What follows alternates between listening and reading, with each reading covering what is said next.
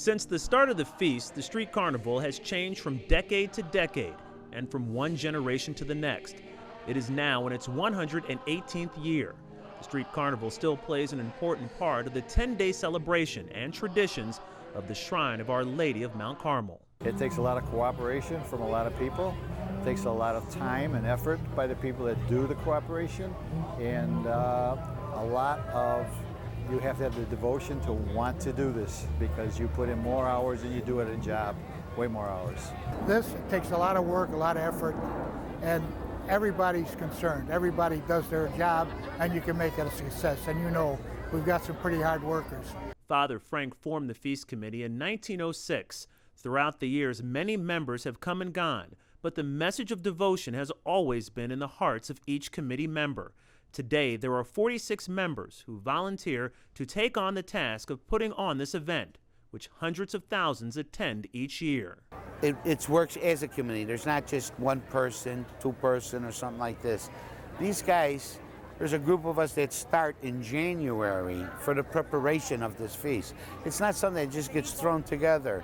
You know, I've devoted myself to doing what it takes to put this feast on every year, along with all the feast committee members that partake and are involved. You know, it's a massive undertaking. It's a whole year function to put on these 4 days.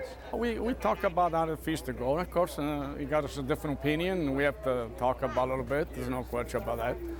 Some people believe this way, some people believe this way, the other way. But in the end, we come up with pretty good.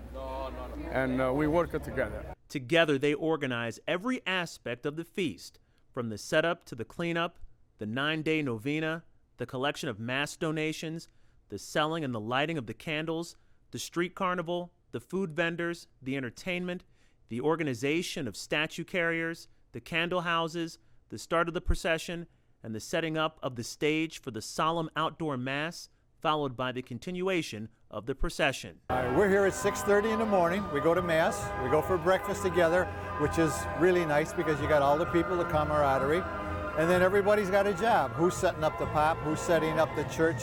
Who's setting up the altar for the outside? Getting the chairs, everything for the choir. Then the people start to arrive for the procession. So there has to be somebody out here directing them to where they're going to go, what spots they're going to be in.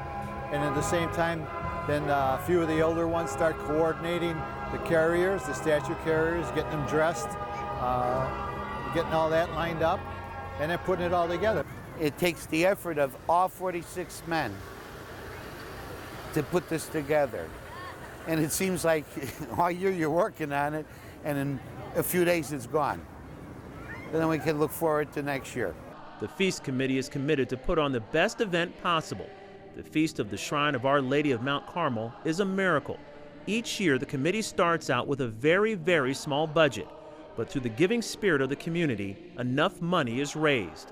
So the Feast Committee would like to thank everyone here tonight for their generosity and support. See you at the feast.